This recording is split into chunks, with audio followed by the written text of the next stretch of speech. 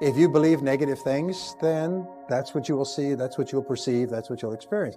If you expect negative things to happen, that's what will happen as well. So don't talk about things you don't want, because your mind is so powerful. It's this powerful engine that is sending out the vibrations and attracting into your life people and circumstances in harmony with the things you're saying and the thoughts that you're thinking. If you're thinking negative thoughts, you're attracting those things into your life. Car crashes and burglaries and broken dishes and ripped hose and, all kinds of things happen if you think negative. If we want to enjoy more of life, we've got to give everything we've got right now. Let's not plan, in the future I'll do it. Or let's not be sad about what didn't happen in the past. You see, I have a sand timer around me all the time. I got 2 or 3 of them around here. There's another on the windowsill here somewhere. And it reminds me that all I've got is right now. I want to be as effective as I can. I cannot stress this enough. The more you put into anything in life, the more you're going to get out. The more you put into building a business, the more you're going to get out of it. The more hours you spend working on anything, the more you are going to get out. Work pays. It's time to unwrap the potential you can be. It's within you. It's within every single one of us. And the people that have risen to that level were no different than any one of us. It's just they believed it and they were willing to work their ass off to get it. It wasn't about the potential. It wasn't about the genetics. It was about the perseverance. And it was about being the hardest worker in the room. That's what got him there. And it didn't happen overnight. Use proven success methods. He said, learn from the experts. He said, Brian, you'll never live long enough to learn it all for yourself. So what I find is that successful people are those who learn from others who've gone before them. Unsuccessful people try to make it all up. Like a cook going into the kitchen, taking ingredients out of the cupboards, throwing them all in a bowl, and wondering why it doesn't taste good. What's really interesting is self-value, real self-worth, comes from doing hard things. We keep talking about self-love. We keep talking about loving yourself, believing in yourself. That happens naturally when you go through something difficult. Everyone who's listening right now, I guarantee you, has been through something difficult. Maybe they lost a friend. Maybe they've been through cancer. Maybe they lost their job and had to rebuild. Maybe they completely got destroyed during the pandemic and had to figure everything out with their health. The point is, we've all done hard things, and self-worth and self-value comes from recognizing the hardship you've been through and the growth that you made during that time. Now, if you're someone who's listening and saying, Jay, well, I'm not sure I've been through anything that challenging, well, that's your challenge. Go and figure out what it is that you want to do that's hard. Can you think of the best answer ever? Got this phrase down. Why not? Right? What else are you going to do? Just hang in there.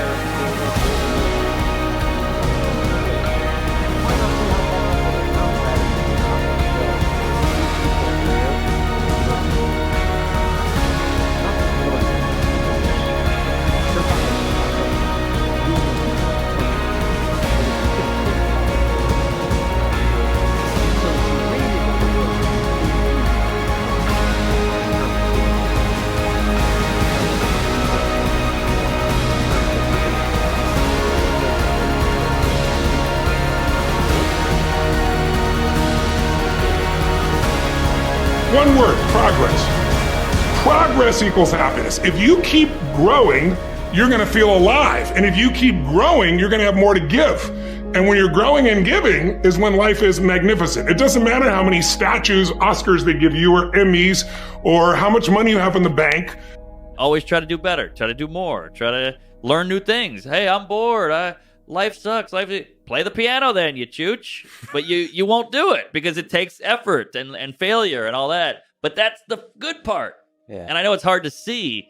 So I think that's a good key to life is work hard at something you care about and then love the result.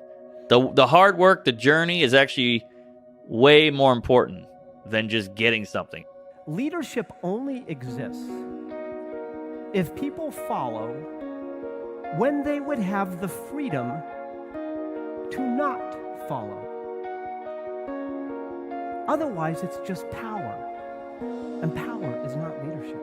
Y'all gotta start loving your life. Be comfortable in who you are. If you come from a family right now that's broke, use that to your advantage. I use that to my advantage that I was a high school dropout, that I was homeless, that I ate out of trash can. I love dealing with a dude who think because he come from money, he better than me. Let's go.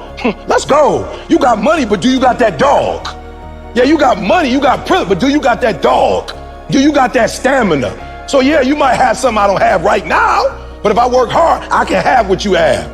Life is not easy. It is not. Don't try to make it that way. Life's not fair. It never was. It isn't now, and it won't ever be. Do not fall into the trap, the entitlement trap, of feeling like you're a victim. You are not. Get over it. Get on with it. And yes, most things are more rewarding when you break a sweat to get them. It feels to be at the pinnacle of any game. Whatever you do, you've got to be a little bit gone to it. Not all there. Got to be almost insane to get that. Not a lot of people can understand that.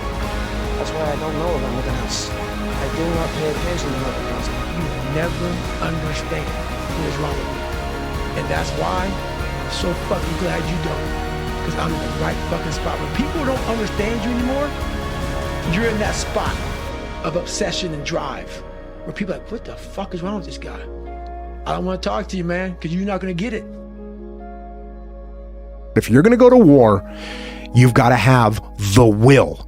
And that will comes in two forms. Number one is the will to kill.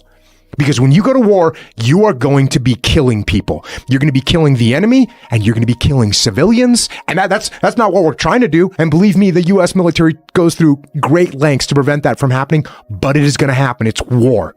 So you have to be willing to kill. You have to be willing to have that happen.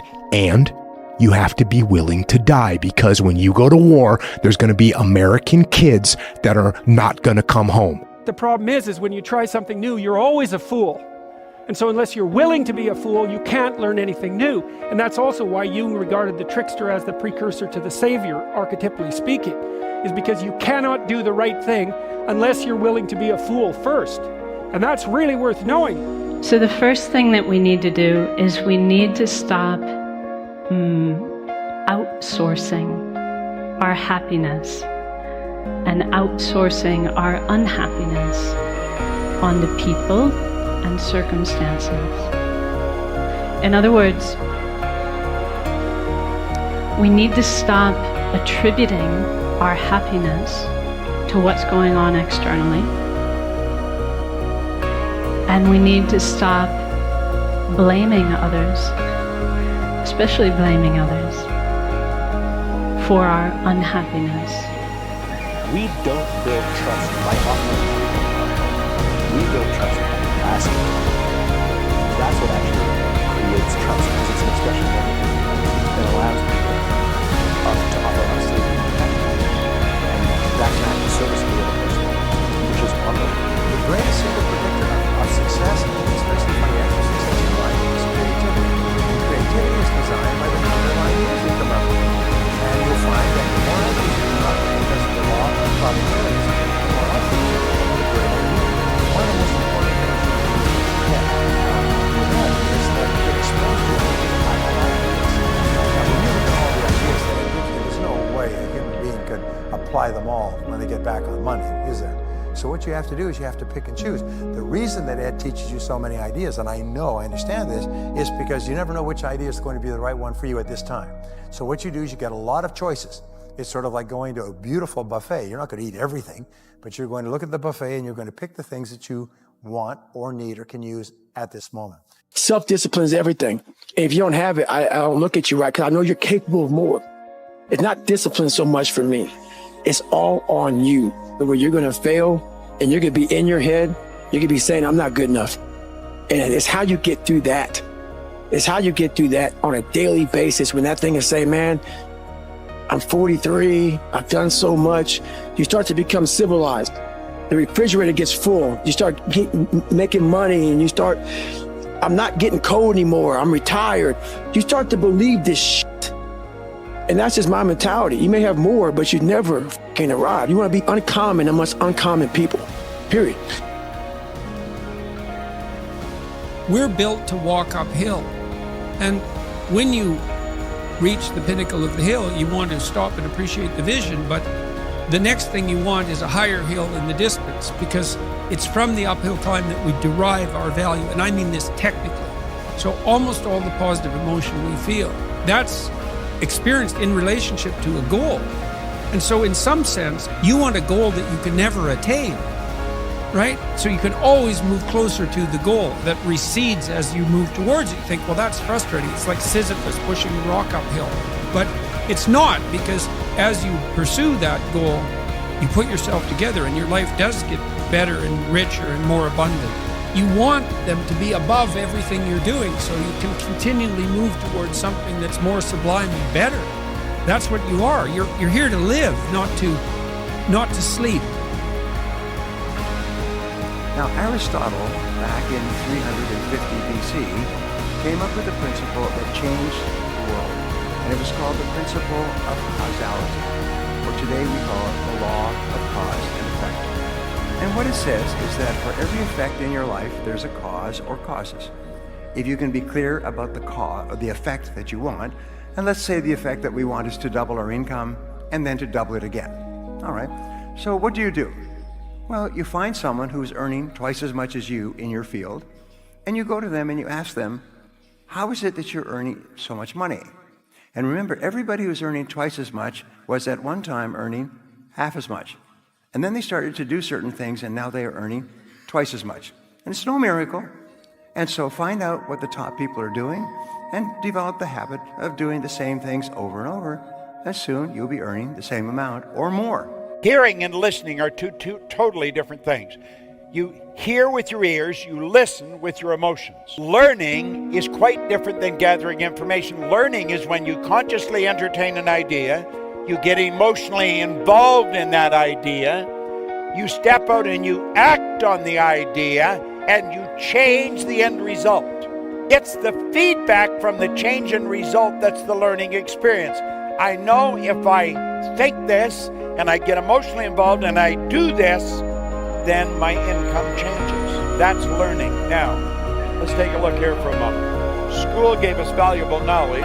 However, school never taught us how to alter the old paradigm. Don't condemn yourself for being afraid. It's perfectly fine to have some fears. You acknowledge your fears, you embrace those fears, and then you move on. You act on whatever it is that you feel. Because once you embrace it, see, what you resist will persist. What you resist will persist. So one of the most important things is to begin to embrace your fear. Life doesn't happen to you. We all think that life happens to you, right? Life happens for you. It happens for you. I mean, opportunities will come to you every day. It's either for you can remain scared of the opportunities, or you can embrace them and take them. But I finally realized that if you give up on your dreams, what do you have left?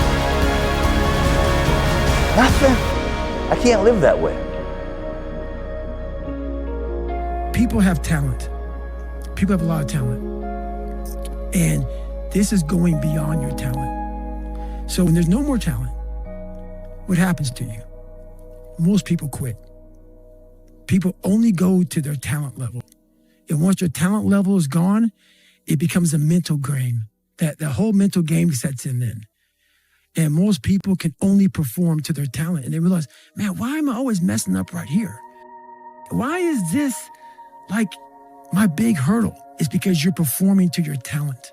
And then after that, your mind has nothing for you. Nothing for you. I see fighters, I see runners, I see people who they're great, but they get to the edge of their talent. It's like, man, what's up? Because you're now at the point now where your talent ain't gonna do it for you, my friend. Now it's the mental game. Everyone in the world has a list of things they think they should do. I should lose weight. I should work out. I should spend more time with my kids. I should work harder. I should make more calls. I should. And then you know what? People don't do their shoulds and they get mad at themselves and they what I call should all over themselves. They beat themselves up about it. What changes people is when your should becomes a must. When suddenly the thing you said should happen has to happen. That's when human beings change. It's like if you want to take the island, burn the boats. Because if there's no way to go back, it's amazing what happens when it's a must to do something versus a should. Staying motivated. And I have been finding myself more motivated even when I do not feel like doing something to do it. That my brain can feel a certain way, but it's not going to choose how I behave all the time. I just can't let it do it anymore. I'm going to have setbacks, I know. But if I'm feeling bad, that doesn't mean I'm doing bad. That doesn't mean I am bad. That doesn't mean that I can't still take some action. Many times in my life, I've felt like I could slip the wrong way, and I see it. I see the dark hole, and I go, that, and just go the other way. The problem is when people fall into that dark hole, they think that defines them. But it doesn't. Right. It doesn't define you. It's just you right now. You could be totally different tomorrow, like you did. You got that day, you woke up, you put your shoes on, you went for a run, you worked out your driveway, you got a good day in. Yep. That's sometimes all you need to do and decide, this is what I do from now on. I have good days. But it all starts again with a small step. When you're building a house, it's one brick to another brick. Doesn't seem like much. But when you make millions of them and you look at a structure, like, holy shit, that's awesome. It seems overwhelming. Break the fucker down. Same with our goals. We have this monumental task. We're going to be this, epic person later in life. That starts today doing something right. Tomorrow continue to do it. Step by step, it builds a house that one person's like, oh my God, how did that happen? One by one, you start to get up early, you start to do the right eating, the right diet, the right nutrition, the right workouts, having an effective plan to your actions for the results of your actions. Day by day, start to add up. One step in front of the other, day by day by day. It makes that legacy.